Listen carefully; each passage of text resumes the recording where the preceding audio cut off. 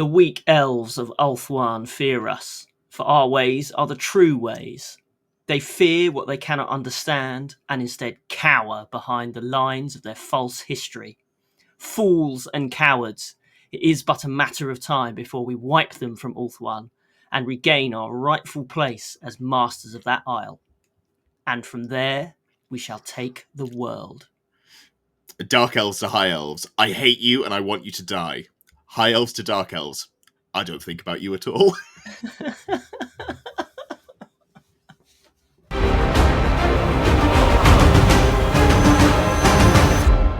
Welcome to episode, I think, what are we on to? Episode 6, episode 7 of Close Order? We're so far in now, we're doing well. We are doing well. Speaking of doing well, I've got some exciting news. I have been pestered for the last 5 or 6 episodes to get this on Spotify, on podcast apps.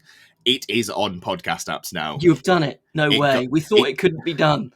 It took way more effort than it really should have done. I don't know if I did something wrong initially. I'm, reasonably tech adept. Obviously, I edit everything myself. So it's not like I'm just a muppet who doesn't know how to use technology. And you're just a muppet. Well, that some have said frequently, like a hurtful amount, actually. But, big hugs for Ed.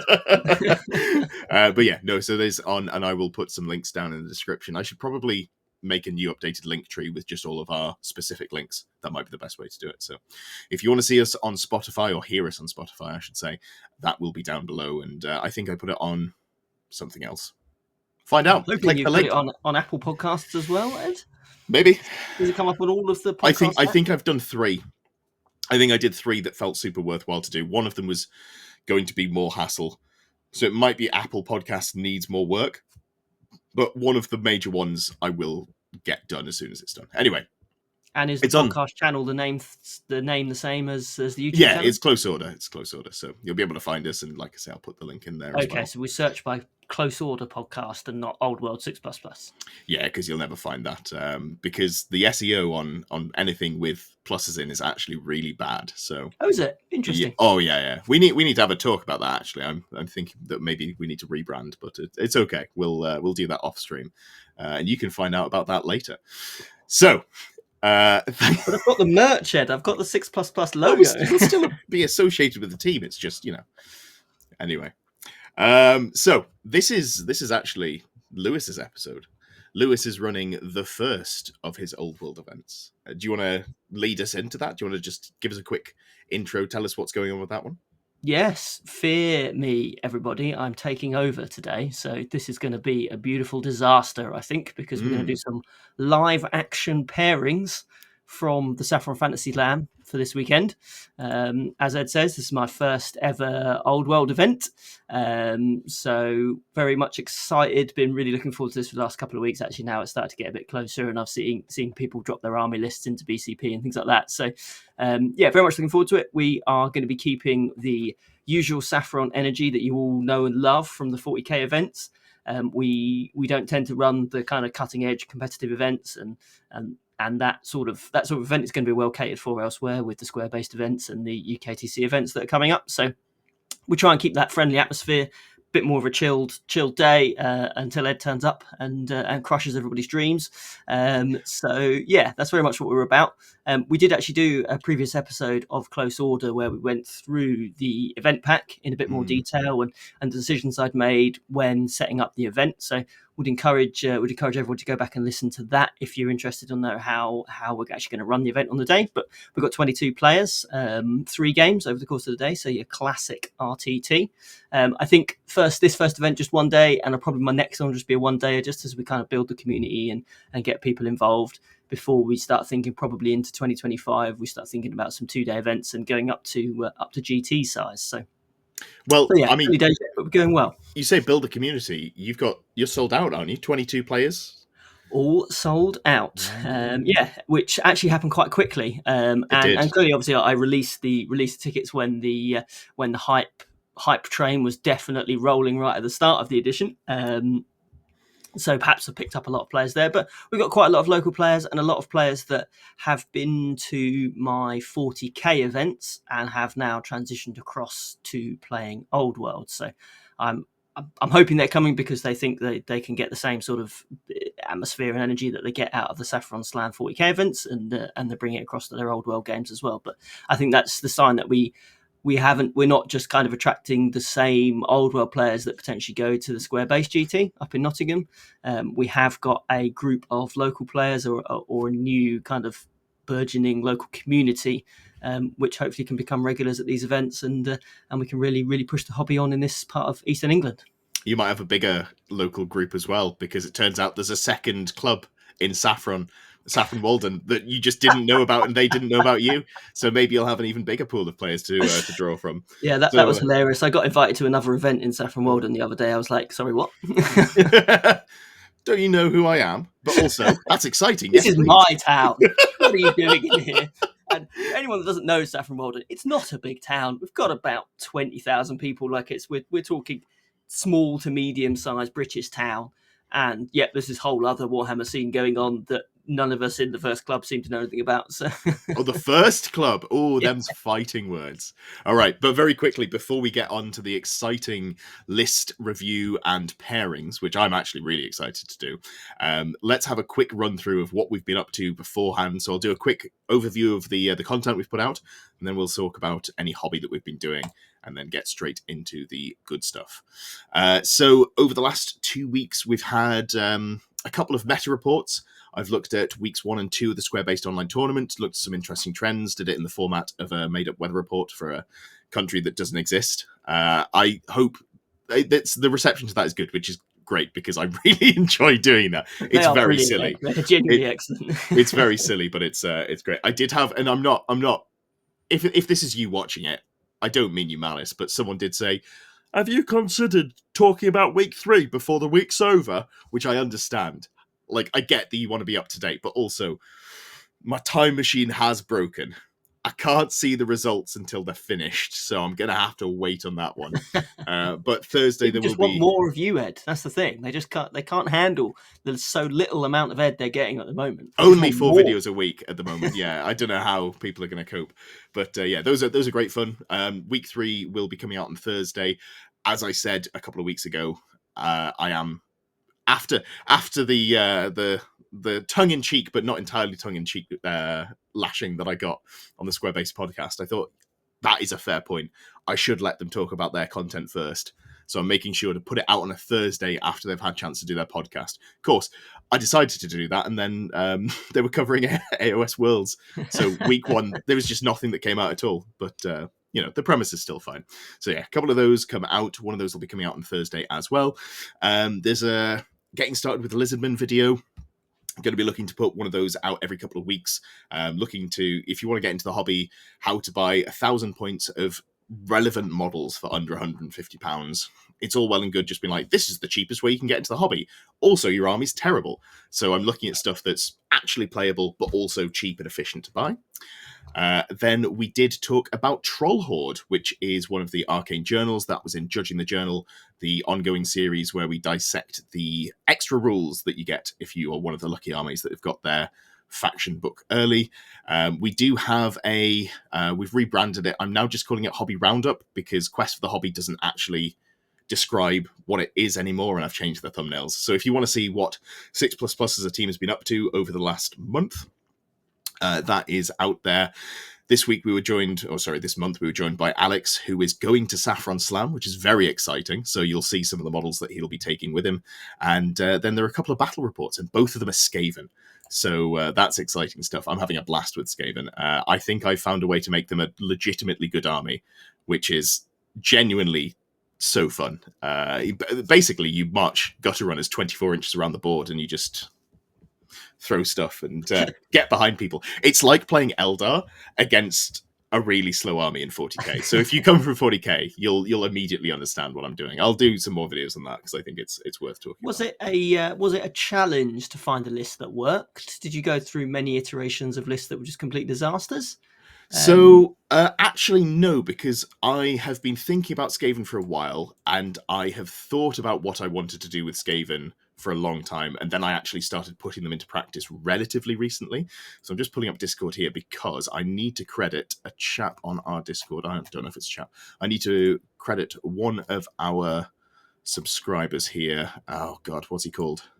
Athei, I think it is, Athei, who was talking about a Dark Elf list from back in 6th edition, which was just a shade Death Star that, you put loads of characters in and made it really hard to interact with. You've had loads of fight first in there, so it's a different take on the same concept.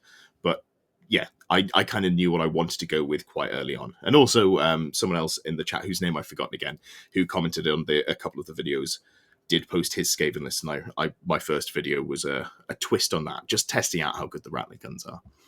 And your theory really goes that you can create that kind of blob. You use storm vermin in the example of the Skaven, don't you? You create a blob that just is effectively unchargeable by people's dragons and stuff like that because it has such a high level of static combat res. Yeah, so it turns out I misunderstood that slightly. You have to actually give fall back in good order to auto flee. So I'm off that train now. But right, okay. Yeah, there are. I think so. The Gutter Runner Cloud is basically 800 points of models plus characters, and it kills like 100 points a turn. But then if it doesn't die, you're like up a net 1400 points. So that's really strong, and I think it's a good way to build around. But that's enough talking about Skaven, because you can see all of the Skaven content on the channel. There is plenty. There's going to be more. Let's get into. Oh, have you been doing any hobby the last couple of weeks? I have. I've almost finished 2 units of Dire Wolves.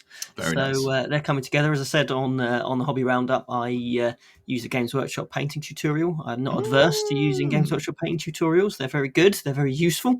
Yeah. So use those. They come together really nicely. And I really wanted to have it, be able to show you a photo of it because it's not quite finished. But anyone that's been to one of my 40k events will know that the trophies that I give out for the events are, if I say so myself, particularly spectacular. And I like the one that I've got. You do like the one that you've got, Ed, and you can show that everyone every opportunity to get that out.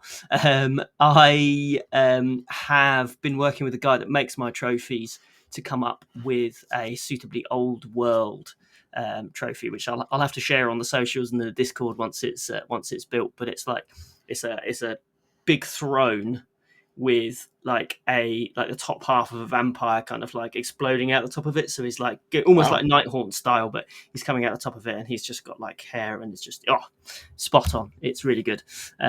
Difficult to describe, but yeah, I can't wait to show that off. So Fantasy's given me lots of ideas for new trophies. I try and get him to do like different trophy designs for each event. So nice. We'll see what comes to the next one as well. So, but the first one obviously had to be a vampire, clearly, because vampire counts are the best. I'm gutted that I can't come. When we started talking about Old World, you were like, "I'm going to book an event," and then I was like, "Yeah, I'd love to come to it." And you booked it in, and it's the one weekend of the year that I can't make because I'm at a wedding. So it's really unfortunate, but it is what it is. As for myself, I've been roped in to fill a slot in the doubles event at the TSN Arena.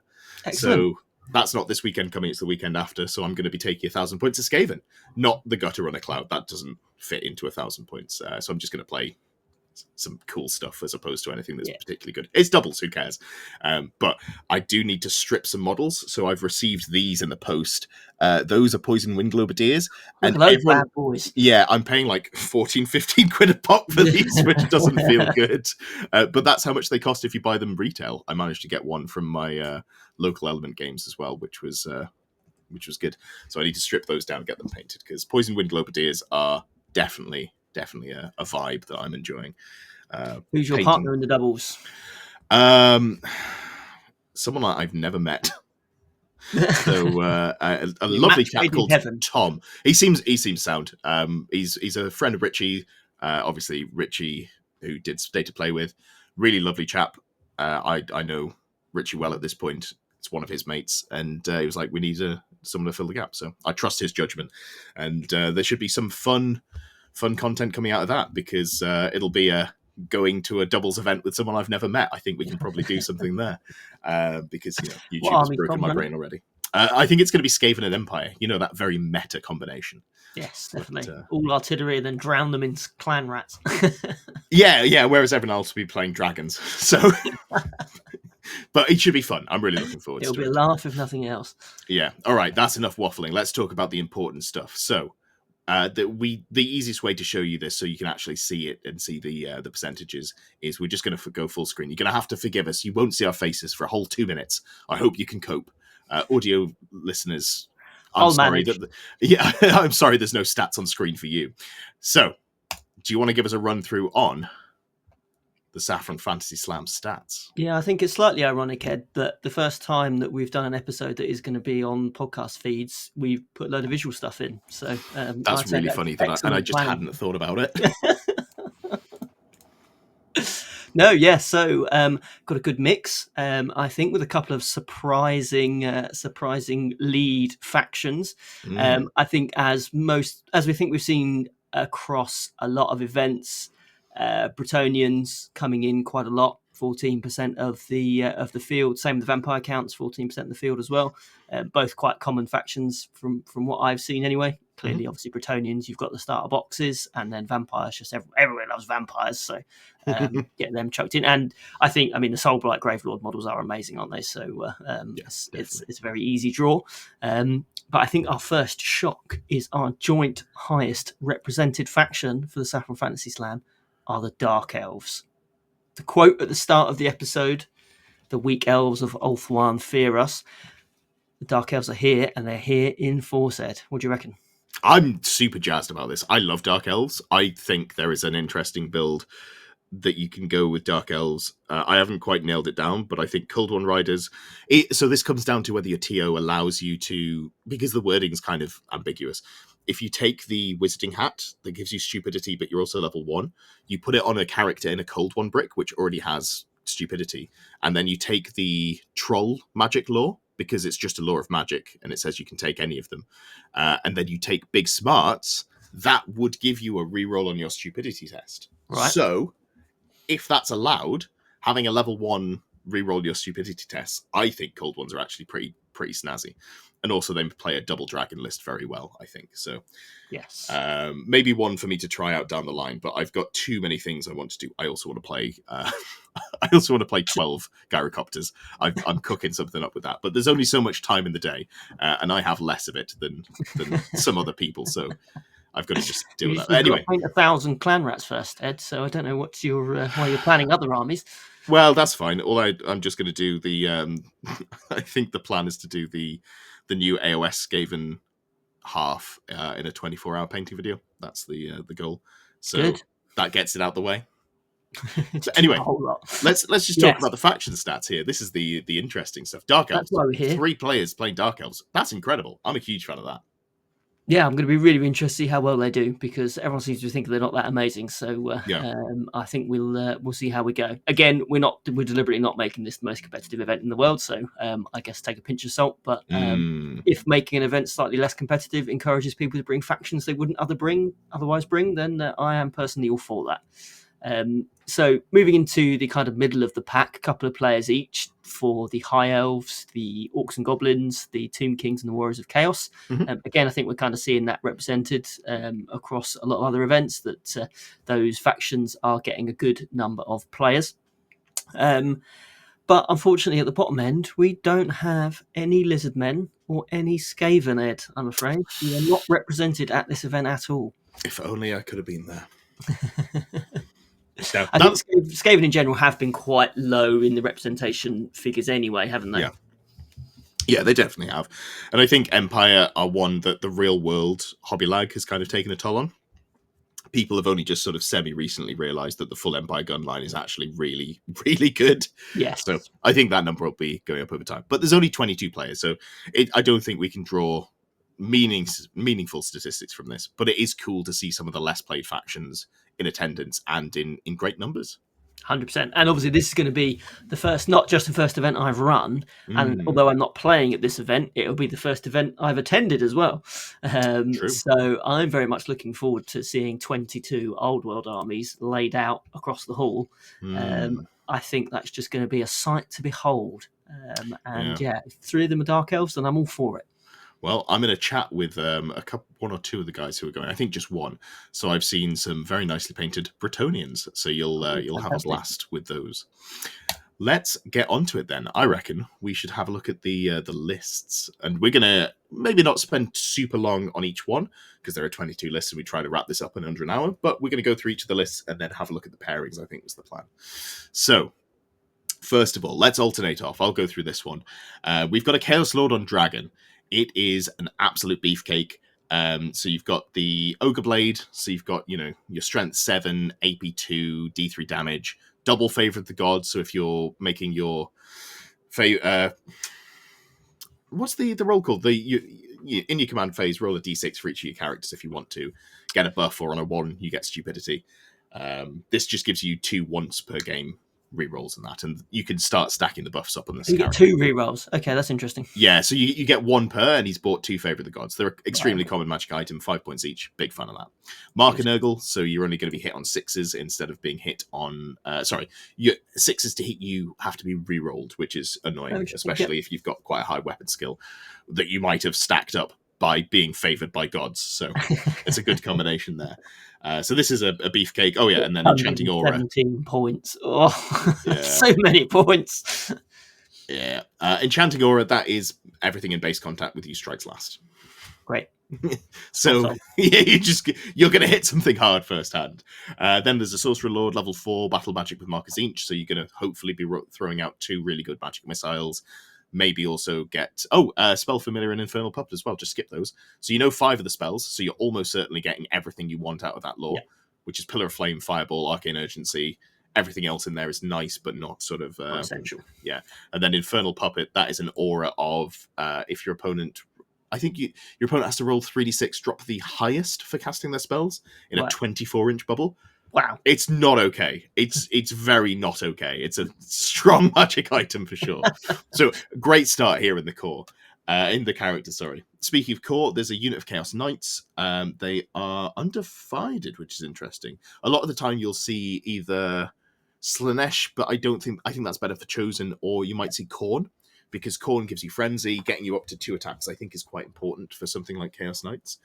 2 units of 10 Chaos Marauders, and then 2 units of 4 units of Chaos Warriors. All of them are 5s.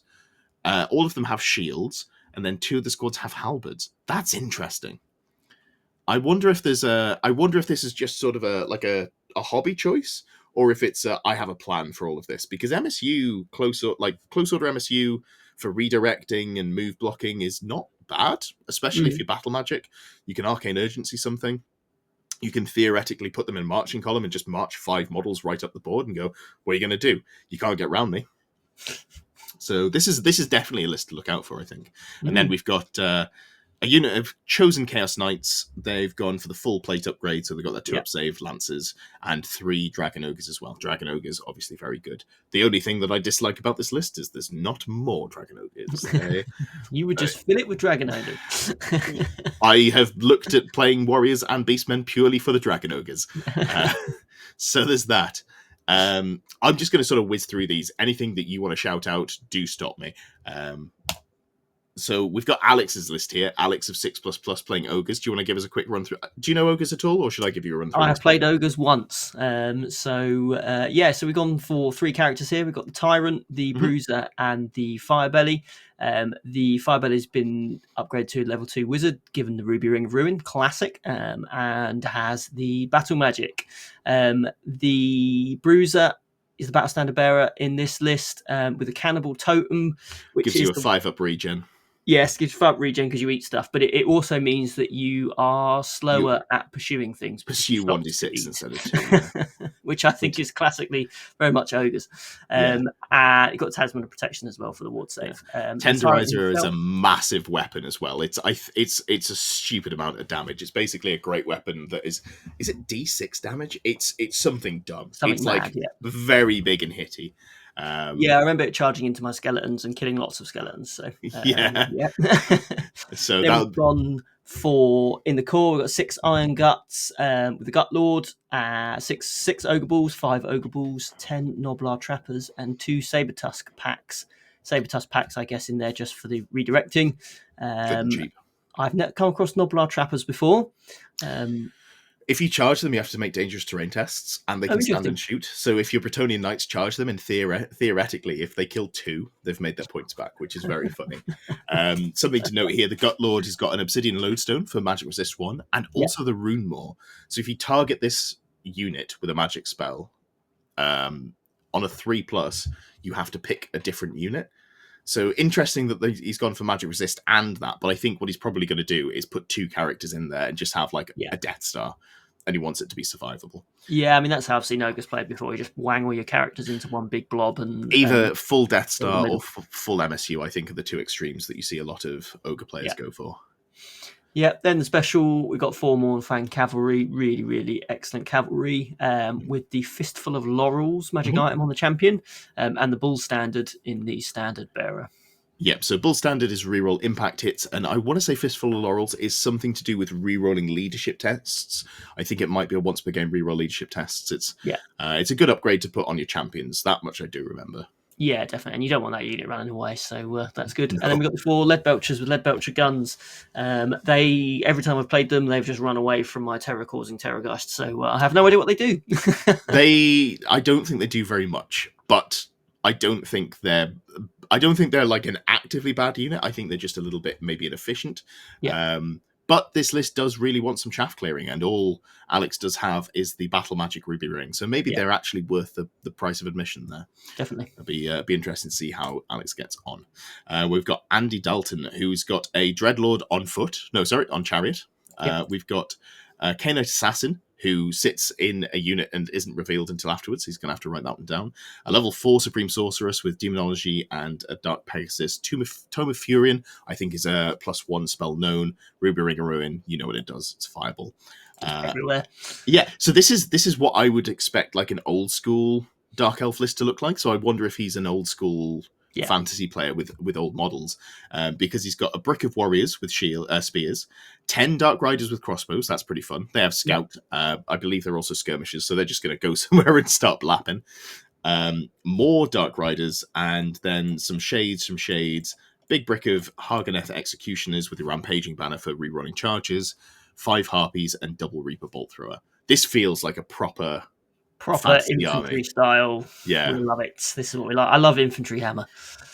Yeah, absolutely. The Dreadlord's not going to die as well. It's got a great weapon, so striking at not strikes first anymore, but I still like initiative 7 or something stupid because elf. Yeah, because they strike last and strike first, just cancel each other out, don't they? They do, yeah. Pendant of Caliph is quite fun because that gives you a 5-up, say, a 5-up ward or a 4-up ward if they're strength 5 or higher. And he's T5 because he's on a Cold One Chariot, so it's going to be quite hard to shift. I do like that. That's a fun little bit of tech. We've got Andy playing the other sort of elf, High Elves.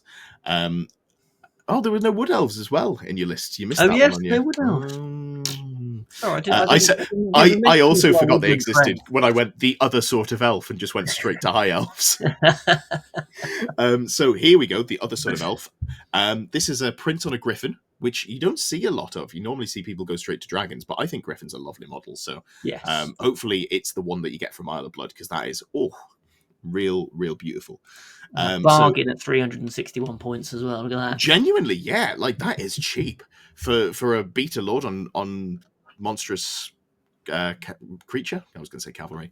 So pretty tanky. Gone for full plate with enchanted shield. So got a 5-up regen from the Seed of Rebirth, Pure of Heart, which lets you use that model's leadership in your command aura. So even if there's something like the Scream vampire list that turns off using your Inspiring Presence, you can still use Inspiring Presence. Yep. It's very, very strong. But yeah, Ogre Blade, second one we've seen. I think we're probably going to see more, but people are really liking their characters with magic weapons at the moment. It's I'm not fully on that train, honestly. I'm a big fan of great weapons, but I think that's me lagging a little bit.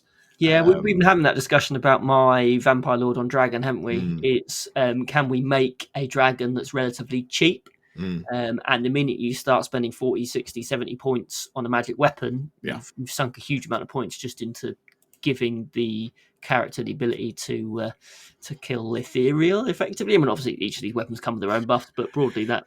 Yeah, I think the main use for it is bringing Ogre Blade so you can deal with your opponent's dragon. Is basically what it boils down to. But if you're not running the Chaos Dragon, your dragon's probably worse, and you might just lose. So maybe just don't even try and take that fight.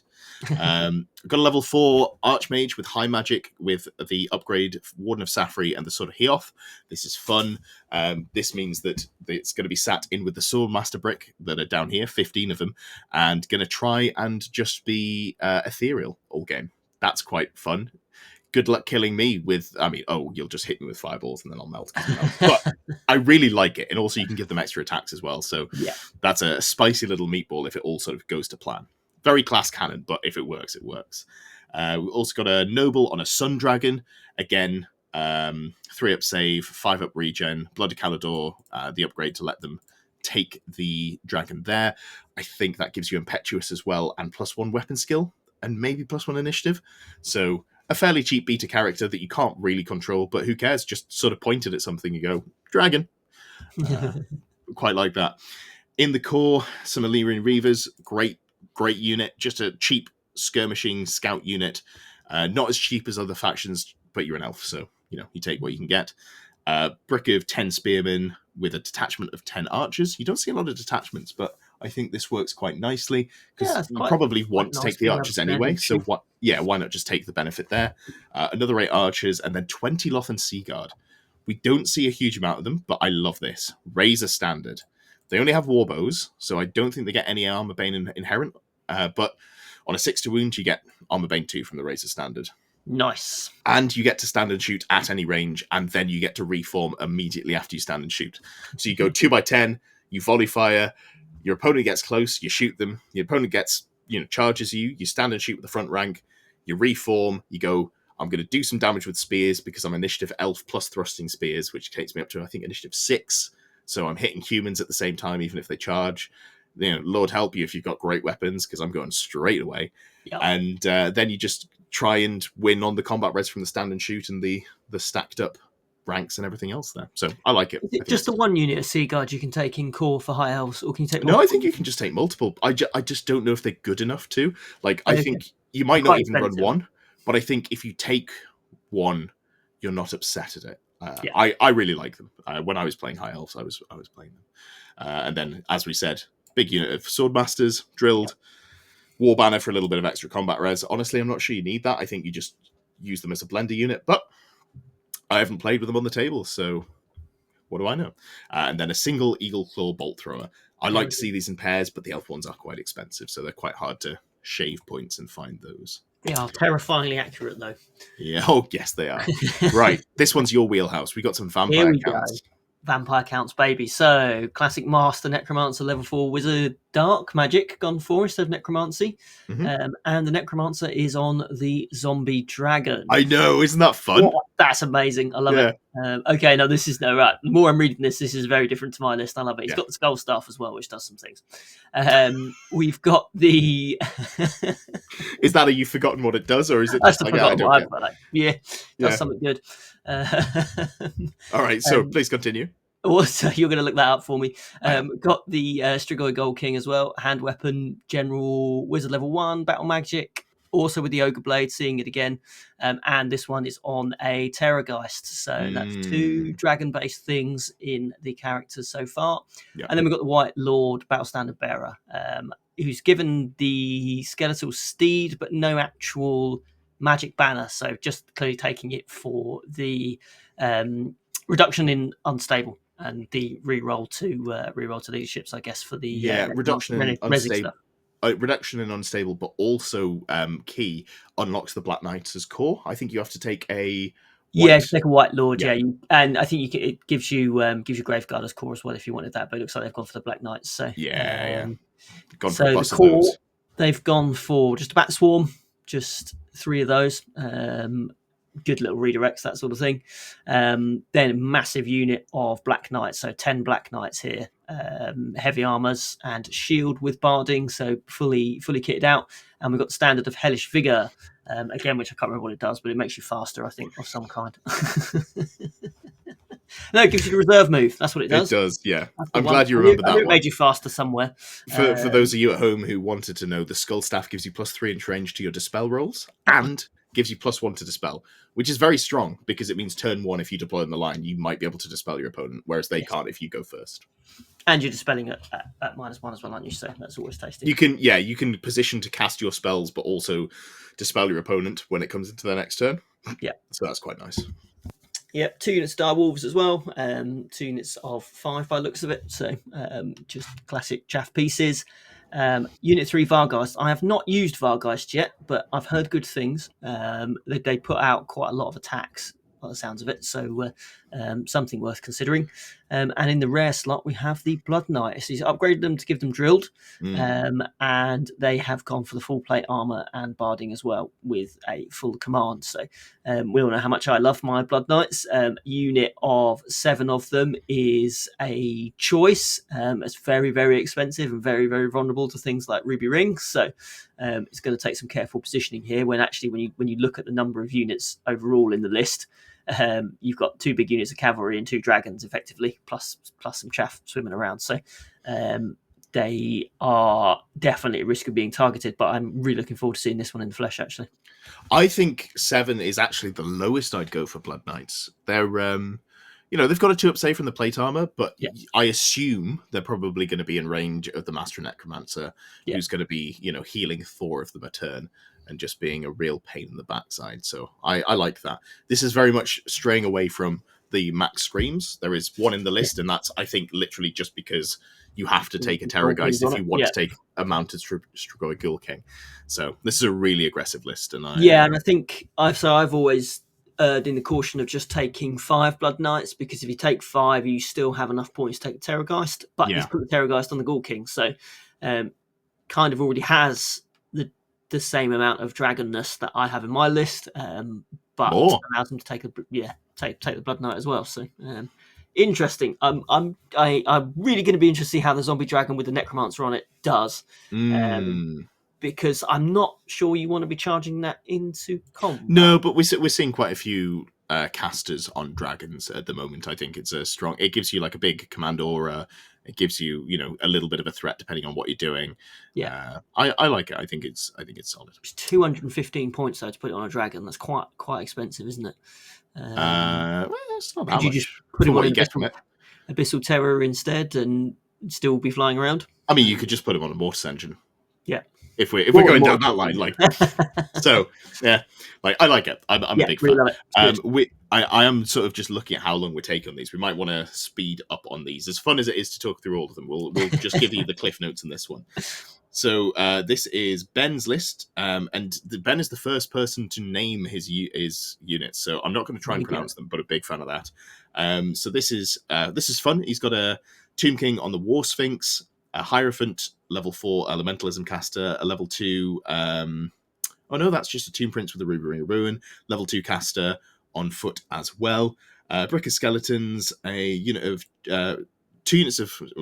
1 Chariot, 1 Horse Archers, 1 Skirmishing Archers, 20 Tomb Guard. Okay, so that's where the sort of meat of the list is coming in. Another unit of Archers, 3 Shabti, Tomb Scorpion, 2 Carrion, and a Necro Sphinx. This feels very much like I want to play a little bit of everything. Yes, definitely. They just run the normal Tomb King's Grand Army. Yes, just the standard there. But I think that makes sense with the units they've gone for. Yeah, definitely. 100%. So, fun one there. I think this is going to be interesting. This is a... Tomb card, yeah. Yeah, I believe Nicarian Phalanx means that you don't give ground when you lose combat. Excellent. So you literally just go, we're stuck in combat. Sucks to be you. Big fan of that. Christina is playing Bretonians, and she's got a Duke who's gone for the tanky build. Grommel Great Helm, Talisman of Protection, Virtue of Knightly Temper, on a Pegasus with a Lance Shield, Royal Pegasus, the good one. Great stuff there. Paladin, BSB's free, Conqueror's Tapestry as well, and then there is a level 4 Battle Magic Prophetess with a Ruby Ring of Ruin. I really like this. I actually think I prefer in Bretonians to go for a defensive caster. I really like Lady Elise Duchard, but I also really like Battle Magic with Ruby Ring of Ruin. You can't argue with it. It's a strong, it's a vibe, that's for sure. What I do like here, 18 Knights of the Realm on foot. Great. They're a less seen unit, but also points per wound for like how tanky they are. Way more efficient than the the mounted infantry. They only have a 4-up save against shooting or a 5-up in combat, but you're looking at 11 points a model instead of 24, 25. So big fan of that. Big Brick and Men at Arms. They'll have basically stubborn and shield wall and multiple characters to challenge out, so they can just absorb a dragon for quite a while. Knights of the Realm, 6 of them. Some peasant bowmen as well, just 2 units of those. They're really good skirmishers, nice to have. In the special, Knights Errant, which is not something you normally see. Very often, yeah, but very nice models. Pegasus Knights, and Christine is an amazing painter as well. So if she's got them finished, then they're going to look brilliant. Sounds like there might be some good competition for the painting prizes or 100%. Painting from the Bretonnian lists. Some questing knights, which also you don't see very often, and then the Pegasus knights as well. Hold on, Knights Errant. Knights Errant, the like mid-level ones, aren't they? Yeah, I don't think they go in special. That's thrown me off. That's fine. She's got more than enough core. There's no limit on core. I think I've just confused myself. No worries. It's the questing knights that I was thinking you don't see very often. Yeah. They are cool. There we go. Great weapons. I do love those models. So, and then a single trebuchet as well, which is fun. I think trebuchet's really good. You see that down the bottom there. It's a strength 10 trebuchet. Like, it's a stone thrower with strength 10. It's fairly disgusting, actually. I think we'll see more people playing that, especially as we get into the Exiles lists. Yeah. Not here, but just in general. David is playing Orcs and Goblins. Huge fan of that. Black Orc War Boss on Wyvern. 2 Goblin bosses. A big boss and an odd knob. The big boss is on foot. Battle Standard Bearer. Wallopers 1-hit wonder for once per game, being strength 10 AP 3, I think, for one combat. The odd knob is a level 4 caster with flying carpet, so he can scoot about with Lore Familiar and Illusion. Going to be column and crystalling and stopping you from charging with your dragons. And then there's a level 4 Orc Weird Knob on Wyvern as well, which is quite nice. Ruby Ring of Ruin on there. Interestingly, neither Wyvern has a Talisman of Protection, so maybe a little bit squishy on those Wyverns, but we'll have to... Going in naked, mate. Just don't get killed. Easy. Don't get shot. You'll be fine. Yeah, the Black Orc mob, plenty of different equipment in there, as you might expect, making full use of that motley crew. 2 units of Night Goblins, 129, 130, 6 Fanatics across them. That feels like a good mix. 6 is fluffy. You get out. No, buddy. Like I've seen some things, man. I've seen some things. I've seen 12s. I've seen 15s. If your Orcs and Goblin players playing 6, you've come across. You've got a nice one, have you? Yeah, that's lightly. Anyway, a couple of units of Squig Hoppers. Rising Dragon. Squig Hoppers die to a fart, but if they get into combat, they slap. Yeah. And then 2 Mangler Squigs, which are harder to kill and also slap. Are they the ones that stacked on top of each other, or are they the big ones? Yeah, they stack on top of each other, although I would recommend if you get that kit, just take them apart and use them as 2 different ones, because... Ooh, naughty. Well, it's an AOS kit design. it's a Mangler Squig. But look, it's one Mangler Squig there, 95 points. It doesn't say you have to have 2, so I would just do that. I'm sure that's modelable. Then we've got Edward Adlard playing Kingdom Bretonnian as well. Duke with the Ogre Blade and Virtual Knightly Temper build. This is the slapper. Hatred, additional attacks, Ogre Blade, really, really punchy. This is my favourite setup for a... I like both. I think I like this one more. It's just maximum violence. Level 4 Prophetess, again, battle magic. Prayer Icon of Quinellas, that's great. It's additional range on your dispel. So again, an extra 3 inches, that's just strong. +1 to dispelling hexes as well. Also Ruby Ring of Ruin, because it's just good. Why would you write a list without it? Cries in me writing a list without it. Baron there on a Royal Pegasus. Gauntlet of the Chill. I actually don't know what this is doing. I think it's just a cool little cheap beta character.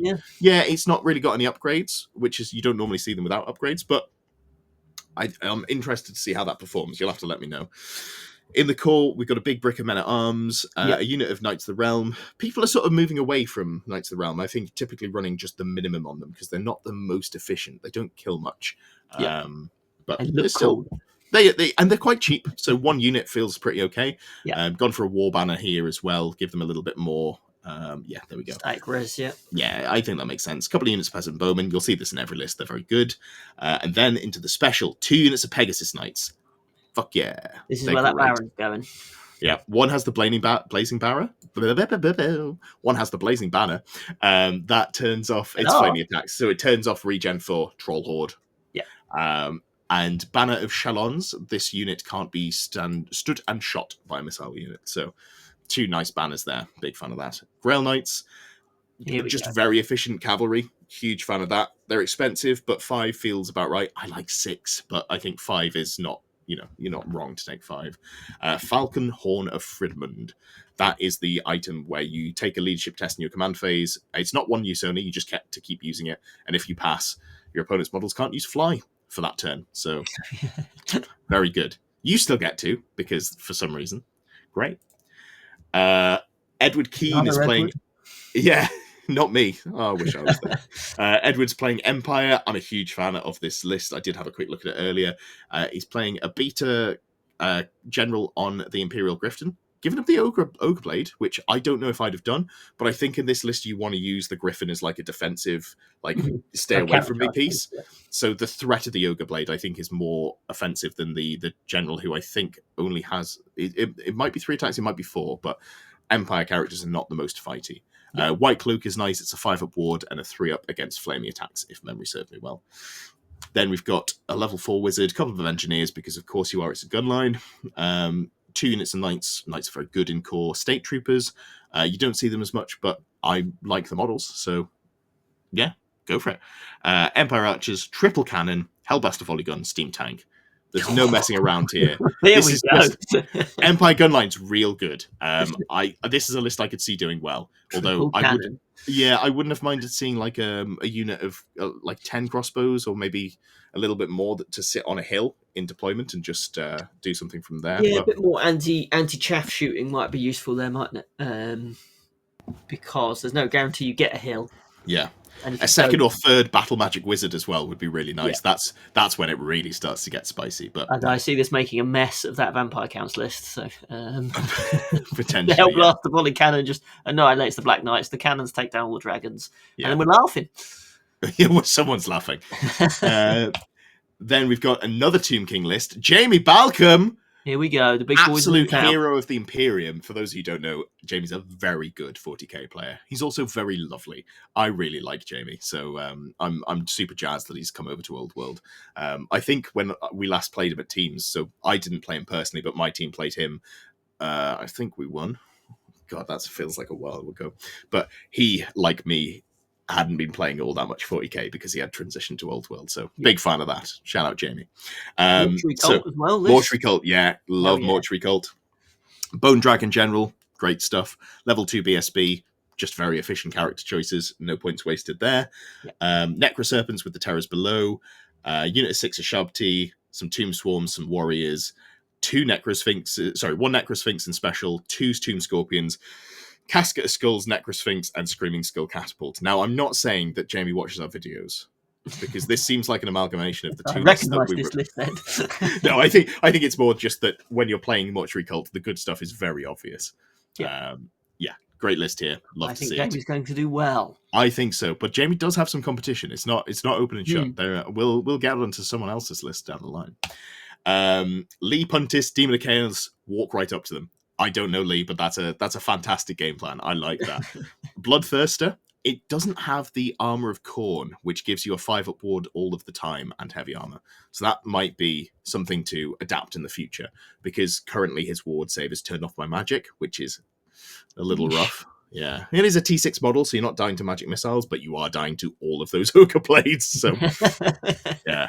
Herald of Khorne on a Blood Throne with Spell Eater and Total of Eternal War. I'll be honest, I don't know what these do. They're Khorne demon stuff. Spell Eater is something about dispelling magic head. I would assume so. It might be a BSB as well by the looks of things. Yeah, Demonic Locus. So it's a BSB with an upgrade and probably some dispel threats. Great stuff. That's what you want to see from Khorne. Big brick of Bloodletters, a unit of Furies, a unit of Fleshhounds. Fleshhounds, they don't hit super hard, surprisingly, but they're really tanky for their price. So I think they're a really interesting unit with Vanguard as well. And then a big brick of Blood Crushers. I think that's 6 models, right? Or is it just 4 plus upgrades? Or with the upgrades, yeah. Yeah, God, you only get 4 models for 326 points. 326 points. What? Poor Demons of Chaos. They have had a bit of a rough go of it so far.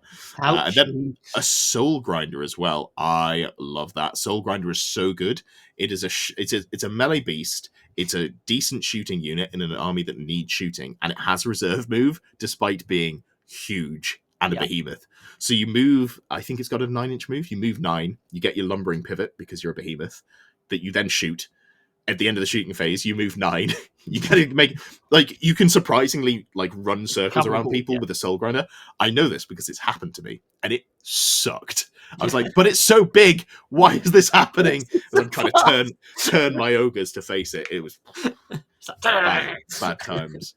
Matthew Evans is playing the other High Elf list here, because there were 2, I think. There were 2, yeah. Yeah, so this is another Griffin Lord. I don't know why we've got 2 of them, but I'm here for it. At least one of them has to have the Island of Blood character. If neither do, please just kick them out the event. That's my reasonable take on the situation. That's how to be a good TO. Kick your players out if they haven't got the models you like. Absolutely. So it's gone full defensive. Cedar Rebirth, Dragon Helm, Talisman of Protection. That means you've got a 2-up armor save, you've got a 5-up ward, and a 5-up regen. On a Griffin, which is relatively beefy. I think it's T5, 7 wounds, maybe. So it's just a cheap beta character there. Level 4 Archmage on a Great Eagle. Silvery Wand, which gives you +1 spell known, high magic as well. Great stuff, no notes. Noble, BSB on foot, Pure of Heart. This unit's really good. It's a 12-inch bubble of leadership plus BSB read rolls. So this really shuts down scream lists. Not for the rerolls, but like the leadership bubble. Because it's your BSB, command range of 12 inches, I just really like it. I think it's really, really solid. Core, 2 units of Illyrian Reavers. Already said they're good. They're still good. The Spearman, big brick. Shield Wall, Razor Standard. That's a surprisingly bristly hedgehog. That's something. Yeah, like the shield. The first time you charge them, they're just going to give ground. Give ground. And then you go, okay, I guess my tooled up whatever is just sort of stuck, hanging its ass out in the open. And then it's going to get charged by 2 units of Dragon Princes, which are really creepy up in my estimation, because they're quite cheap for what they do. The downside is they're impetuous, but you can either play around it or just get aggressive with them. And they're fast. So get right in, yeah. Get right into it. Double Bolt Thrower. I said I like 2. The second one that you like, yeah. Yep. A Lothan Skycutter with a Bolt Thrower. I don't think I like that, honestly. I quite like the Skycutter. It's 90 points for a heavy chariot that flies and has Swift Stride. Yeah. It is only T4 with, I think, a 4-up save, so it's quite squishy. But I think at 90 points, it's cool. 25 points for an extra shooting attack is fine, but it's also cumbersome, so you're hitting on 5s if you've moved, or 6s if it's long range. And then there's the Lion Chariot of Trace. I really like a Lion Chariot. They're not quite as good as a Black Orc Chariot, but High Elves don't have access to that. So I think for what it is, you can get. Yeah, take what you can get. Matthew Sinclair, this is the second Orcs and Goblins list. This is a Black Orc Chariot. Black Orc Big Boss, big fan of that, as you will all know. I obviously have a few of those. I was tempted to ban it just to spite you, but... Well, I'm not there, so you didn't need to. Hasn't gone for the BSB upgrade, which is what really makes it good, because it gets a static combat res of 4, so maybe I'll have to send Matthew some notes. Then a Black Orc War Boss on a Withen. Trollhide Trousers to Choppy's Chopper, so quite a defensive character that still hits reasonably hard. Double Big Boss, one with BSB, one with Ruby Ring of Ruin, and then a level 4 caster with the Idol of Mork. And I think that is the reroll, a dispel roll, and +3 inch to your range. I think it's that's the one we suggested everyone use, wasn't it? Maybe. My memory doesn't go back that far. Then in core, there's 1, 2, 3. Here we go. 3 units of Night Goblins. There's 1 big brick and 2 small ones. And there are 3 Fanatics and then 2 and 2. So there's only 7 Fanatics in this list, which is interesting. I guess maybe Matthew had to shave some more points. than there should be. Another unit of Black Orcs in Special, just to make sure that you can actually legally take the Black Orc characters. Yeah. They also protect the artillery quite nicely, as you found out. And then there's the 2 Doom Divers and 2 Mangler Squigs. So this is very much just sort of like Orcs and Goblins good stuff. I think this is in contention for one of the best lists here. Yeah. It doesn't look like it on paper, but it's just all of the things that are good in orcs and goblins aren't super like aggressively in your face. So it's no like 600-point chaos dragon, but you're just going to be like, oh wait, hold on, Very how many chewy. fanatics are there? Yeah. And then there's the black orcs, and then there's the mangler squigs, and then there's those doom dive. Oh, actually, everything in this is really good. So they kind of fly under the radar a little bit for how good they are. But yeah, good Matthews list to here. lose then. Ed's hot take. Well, there's a few good lists here, but it's definitely, from what we've seen so far, I think top 3. Patrick O'Dell. I know Patrick's one of your local chaps, isn't he? He is. I recognise the name. Patrick. Yeah. Yes, and we've been cooking some Vampire Count stuff together. So this name confused me when I looked at it earlier. 3 fabulous flyers. Obviously referencing the count. There's not 3 fabulous flyers. There's this one here, which is a zombie dragon. On zombie dragon, yeah. Yep. And that's, the Dreadlands, the level 3 through Dark Acolyte, not going for illusion, which is interesting. So just like an expensive Dragon Lord, basically, that's also a level 3 caster. Yep. White Lord, BSB, +1 to the regen. I think that's always hit on 3s, isn't it? That's always hit on 3s, yeah. Necromancy level 4. That's quite expensive. Yeah. It was worth it, I think. The Skeleton Warriors with Drakenhof Banner, that's the one that gives you extra regen, isn't it? Drakenhof Banner. Yeah, that's 5 up regen, yeah. Yeah, perfect. Standard of Hellish Vigor on the Graveguard to give them a reserve move. Blood Knights with the Screaming Banner for Terror, maybe? No, Supernatural Horror gives them Terror, which is the upgrade on the Castellan. The Screaming Banner, I can't remember that. I think that means when you take your Fear or Terror test, you take it with negative to your leadership. That would be strong. I really like that. And then here's the 3 Vargeist, which I assume is what the 3 flyers are. I'm not sure that counts, Patrick. But there's 4. There's a 4th one, Patrick. Patrick, I want a full written apology on my desk. Damn it, man. You're putting the Vampire Counts to shame here. Absolutely. No, I like this list. This is fun. I think this is a really interesting take on the unit that I haven't seen before. So I have not seen that before yet. Excited to see that. All right. So we have got Rick Thompson, the 2nd Dark Elf list. Let's blaze through this one. Death Hag with Cry of War, which I think is a 3-point option that you can either buff or debuff in the combat phase, I think, off the top of my head. I'll be honest. Yeah. High Beastmaster, who is quite tanky against shooting with the Sea Dragon Cloak and the Talisman of Protection and the Manticore. But I think the Manticore already makes you T4, so I'd be interested to see how that goes. Elves be squishy, and the Manticore only giving +1 toughness is a real feels bad, to be honest. Yeah, that is. You should think that'd be at least toughness 5. Same as like. I think they just copy and pasted it from the Chaos book, honestly. Yeah. And Chaos obviously have higher toughness, and they just haven't adjusted for that. So that's a real shame. Hopefully it gets fixed. Level 4 Elementalism caster. I really like that. Lore Familiar, you're going to pick up the Plague of Rust. Having Plague of Rust means that you're going to be able to cast... all your shooting and your, for example, Witch Elves with their low AP but high volume of attacks are going to be a lot more effective. Speaking of, in the core, 23 Witch Elves with the Banner of Hargonath, which I think gives you an extra pip of AP. Really like that. That's a solid beta unit, especially combined with the Plague of Rust. And then some Dark Riders and Crossbowmen, because repeater crossbows are just really good. Yeah. They're one of the best things about the list, I think, or like the army faction. Then there are 6 Cold One Knights. Hell yeah. Hell yeah, brother. I am a huge fan of that. Magic Resist 1 from the Obsidian Lodestone. Full plate. Still stupid. It's fine. Just roll well. It's fine. Don't worry about it. 14 Hargonath Executioners. No upgrades there other than just, a little bit of command. 5 Harpies, because they're a really good, annoying, fast skirmish unit. They have 2 attacks each. I mean, I think strength 4, weapon skill 4, strength 4, no AP. So they don't deal well with actual threats, but they can deal with that, like Great War Machine Hunters, for example. So I think I really they'll go like into them. Other chaff stuff as well, won't they? Your dire wolves or your 9-inch range fly and swift stride, I think. So if you get close enough, your opponent might not even get a stand and shoot you. Yeah, I like it. And then we've got Charybdis and 2 Reaper Bolt Throwers. 2 Bolt Throwers is good. The Reaper Bolt Throwers do have repeater as well, like the high elf ones, so you can do multi-shots. I think mathematically that's almost always worse, which is a shame, but it's nice to have options. And then this is a monster of some kind that I've looked at twice. Tentacles. Yeah, I've looked at twice and went, that's not point sufficient, so I can't tell you what it does, and that is a little bit of a shame. But it's a great model, so hopefully painted to a beautiful standard. But if it's not, don't worry, Rick, we won't flagellate you for it. Well, Then we've got Russell, lads. I'm you've sorry, definitely not Russell. heard that before. Yeah, as I was doing it, I was like, oh no, this is the most most tired joke. I'd like to take this moment to apologize for my words and actions. Let me get a ukulele, do a proper apology video. Russell is playing Warriors of Chaos. Sorry, Russell. I'm just going to move on.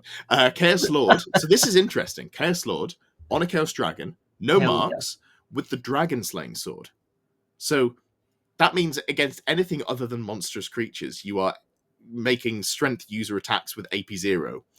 But if your opponent's playing a dragon, get wrecked. So, honestly, that dragon's there to do one thing and one thing only. Well, no, it kind of does everything because the dragon still just absolutely melts everything else around it.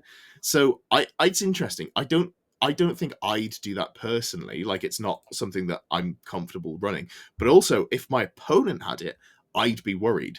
It's one of those where, like, I don't want to make that choice for myself, but my opponent's made it, and I hate seeing it. That's where that falls for me.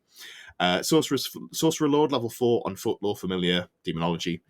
Just going to go in a unit, buff it up, Steed of Shadows a unit really far. Oh, look, there's a unit of Chaos Warriors that are going to get moved 24 inches turn 1 into your opponent's lines.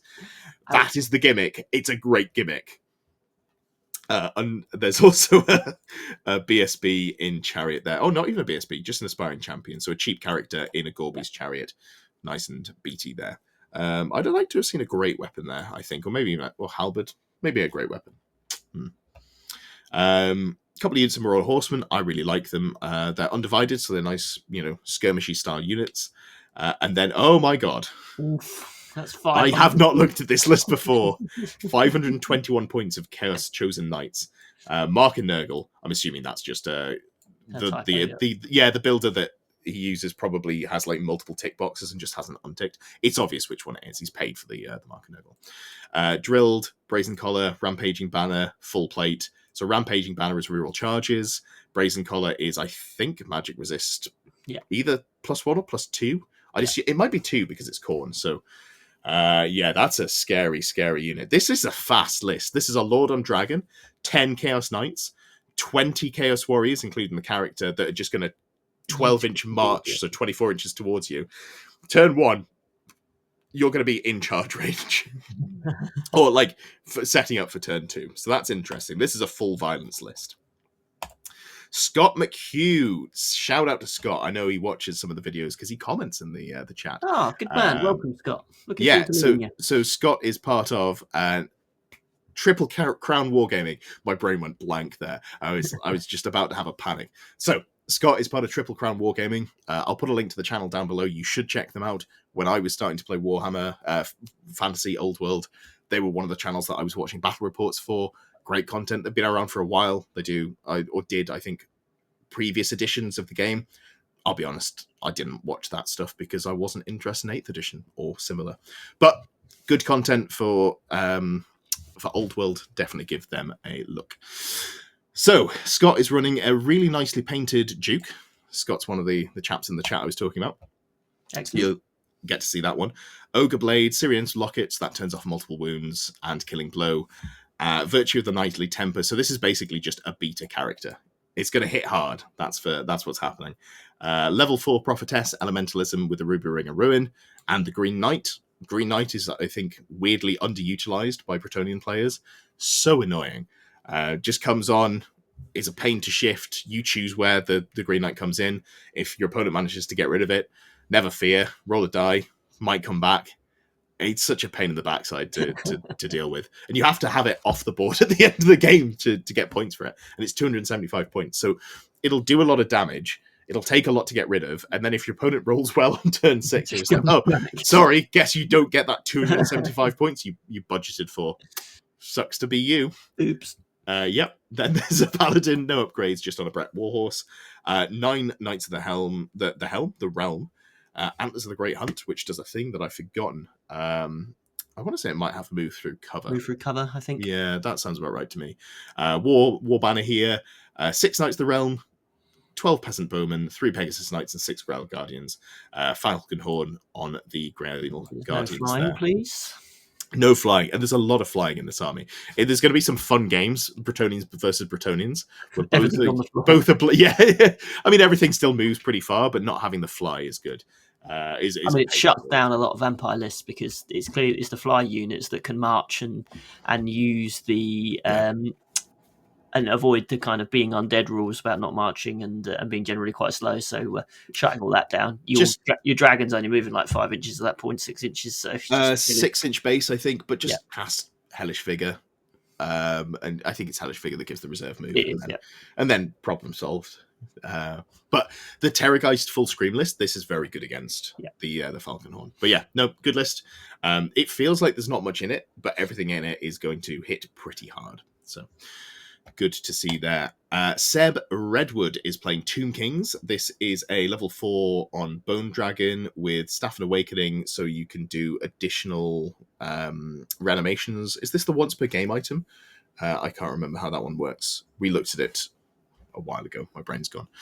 Dispel Scroll, Talisman of Protection, Necromancy, then a Tomb King on foot, as well as 2 bricks of skeletons, 2 bricks of skeleton archers, some skeleton horsemen, don't see those very often, tomb swarms and skeleton chariots. Then there are double tomb scorpion, 3 sharp D, and necrosphinx as well. So a lot of good stuff. A lot of good stuff in there. I'm not a huge fan of the skeleton horsemen, but let's be honest, if that's the only thing in the list that I'm like, it's not that bad. A pretty good list anyway. Yeah. Although there is a conversation to be had about how good tomb swarms are, because they do ambush actually, so they can just come in from the back line and deal with, threaten enemy war machines. I've changed my mind. I was going to say they're not great because they crumble. Yeah, I liked them in Mortuary Cult, but this isn't the Mortuary Cult list, so I like them with ambush because they just come in and deal with the cannons. I think that's the use of them. So big fan of that actually. Sid is playing Moo Moo Moo Beastman Brayherds. How do you like it? There is I like his team name as well. His team name is 9 Inch Fails. Oh, I see. So there's a Doom Bull with Sword of Swiftness and an additional hand weapon. That doesn't work, does it? No, I don't think that works the way he wants it to. Also, Skin of Man, which is infantry, chieftain, and shamans only. I think there may be a little bit of a... Might be worth shooting him a message. I'm going to write some notes for Sid. I'm sure just... Just have a look at that first character, doesn't he? By the looks of it. Yeah, no worries. You can message him. There's a Great Braysheim in level 4 with the Hag Tree Fetish, Flying Carpet, and Elementalism. So this is a variation of I'm going to take the 5d6 strength 1 auto hits with no armor saves, and you're going to fail a lot of saves because I'm going to reroll the wounds, and hopefully also get Wind Blast as well, because more magic missiles, more good on that character. There's the 5 gore that you have to take legally, which is really annoying. I don't like that they do that. 42 points. But for diverse armies, like it's worse for Skaven, obviously, but you can't. If you wanted to go like full Minotaurs or something along those lines, you're tied into having to take just bad gores. Yeah. But that's a conversation for another time. 7 Minotaurs with hand weapons and shield. Some upgrades in there, Banner of Outrage. I'm going to go out on a limb and say that is a Frenzy banner, but we'll see. They've been upgraded to have ambushes as well, so maybe starting off the board. Where they're going to come on, you're not going to find out, but it's going to hurt when they do. Gorgon there, really nice monster killer. Dragon Ogres, 2 units of 3. No complaints here, big fan of that. And then a Dragon Ogre Shaggoth as well with the blackened plate, which I think is in full plate. And Magic Resist 2, I think that's the upgrade there, which gives you a 2-up armor save because it's also got the Armored Hide 2. Yeah. So quite a beefy character there. I really like Dragon Ogre Shaggoths.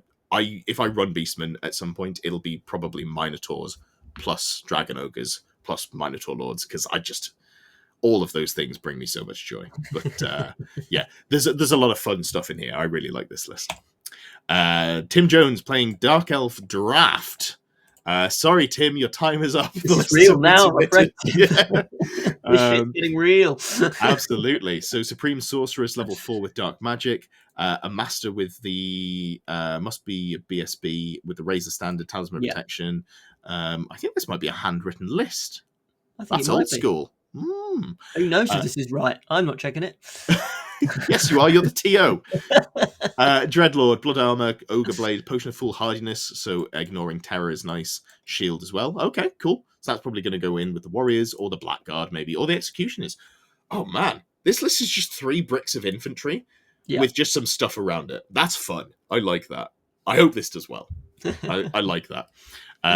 So, from memory, the Blackguard are the Phoenix Guard analog. So they've got halberds that can fight in 2 ranks, but also fight in 2 ranks to the side. Nice. And then Executioners have great weapons.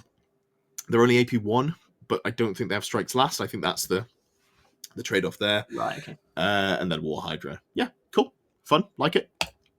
And then the final list we've got here is the last Vampire Counts list. And we've got a Mortis engine. I see the first Mortis engine. Is there going to be more? There's no Terrorgeist in there, though. And okay, right. And there's no Banshee. All right, you're allowed a Mortis engine. List. Yeah, the funny thing is, I actually have no issues with the Scream list, although your event is a little bit fluffier and softer around the edges, maybe. So it's nice to not see a Scream list there. Yeah. So level 4 on a Mortis engine, just a great unit. Scepter of Denoro, which you know what that one does. That's the double resurrection. Damn right it is. Spell Familiar to get that 5th spell. Cheaper than a Law Familiar, so it lets you fit in the Talisman of Protection as well. Just nice. You're probably getting the spells you want. Yeah, Necromancy is the signature spell you want anyway. And the others, you want the 2 leadership debuff ones as well. But the others you can kind of take or leave, really. So I agree. Vampire Count, level 1 Wizard, Illusion, Spell Familiar. So I think going for the trying to cast oh god, what's it called? The auto hits. Yes. The brain's gone. You all know what I'm talking about. It's a very high casting value, so I don't know if you're going to get that off, but if you do, maybe. fair play to you. Giant Blade, so no AP, but multiple wounds 2 from memory there. Coven Throne as well. I actually don't know what a Coven Throne does because it's not a Mortis engine. So I think immediately, looks like a Mortis engine. I think immediately we're back into this is a fluffy list. This is someone who's gone, I like this model. I'm going to have both versions of it, which I'm a huge fan of. White Lord. BSB, Great Helm, a Great Weapon Helm of Commandment. That's about giving your unit more weapon skill, I think. Yeah, plus D3, I think, isn't it? Perfect. There's a unit Graveguard for it to join. 2 direwolves, 2 units. Big brick of 40 zombies. Normally you see people go for sort of like high 20s, low 30s, so you can turn 1 res into them. But just start with more, and then you don't have to res them. So that's an option. Another unit of Graveguard. That's interesting. Okay. 2 massive blocks of Graveguard. I like that. That's fun. That's, I think, how you make infantry good. Just take good infantry that can't be killed in one go and then immediately res. And then a unit of Blood Knights as well. So that's quite fun. And I guess the Necromancer has the range because general. So 18-inch range to res them if needs be, or just to sit behind the Graveguard and keep buffing them. Cool. I like it. All right. Well, do you want to press the button and we'll get into the round 1 pairings? So we're going to see deep insights into BCP here. Pairings, here we go. Blue Ring of Death, here we go. Come on, start tournament. It's happening. 5%, 10%, 15%. Oh, 100%. That was quick. Classic. That was quick. Microsoft I was starting to think, do I have to just trim this bit out? I might just leave it so people can see that you can count in intervals of 5. So there we go. Round pairings are up there. I think I need to refresh the screen here. You may have to refresh. Here we go. Oh, here we go. Okay, so let's have a quick look at pairings. What do we got? So Lee, with his full send list, is playing into Alex with his full send list. So a big fan of that. That's going to be in the middle, violent. Let's have a look. Scott's playing into the Dark Elves. Which Dark Elf list was it?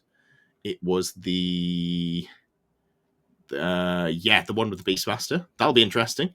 I think there's a lot of tools in there that are quite good. Let's have a look. What Patrick's up against the Orcs, and this is the Orc list you thought was really one of the strongest. That's Matthew's list. So I feel for Patrick there because I have played. But Patrick's playing vampires, so he's probably okay because that's just quite a strong book in general, even if you don't go streams. Indeed, yes. But I think we've played out a version of 2 relatively similar lists. And we saw how that went for the vampires, didn't we? So, yeah, that was one of your first games. So let's have more faith in Patrick. He'll be fine. I believe in him. Absolutely. Anything else that's super Empire interesting Gun here? Line is up against the Tomb Kings. Yeah, this is the named lists. So this is there's a War Sphinx there, and then there's that Necrosphinx is going to Necros. get targeted down. Yeah, that's going to be popped pretty quickly, I Cannons in think, the unfortunately. face. Although regens are nice into cannons because it's a save that you actually get to take, even if they get that 6 in the armor bane. Yeah. Yeah. Our Lovely good friend stuff. Jamie Balcom is playing up against the High Elves, and this was the Illyrian Reavers' massive porcupine block of Oh, Spearmen yeah. Dragon Prince list. Double Dragon Princes. That might be something that Jamie has to be worried about because they have the output to actually deal with his units. Yeah. So that's a fun one to see.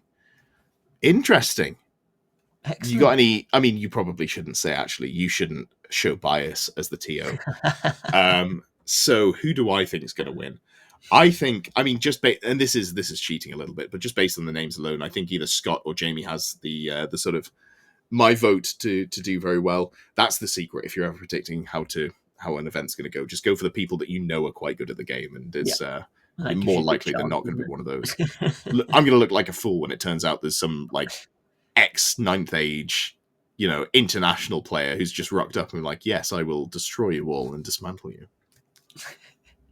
Perfect. Well, hopefully you've enjoyed that one. We're going to have to wrap up here because one of us, hello, one of us has another podcast to go to, and this time it's not me. This time it's Lewis who's doing the back-to-back-to-back videos. So yes, looking forward to it. 40k yeah. chat. So I'm going back to the dark side for a little bit, I'm afraid, but I will be back talking fantasy soon, I'm sure.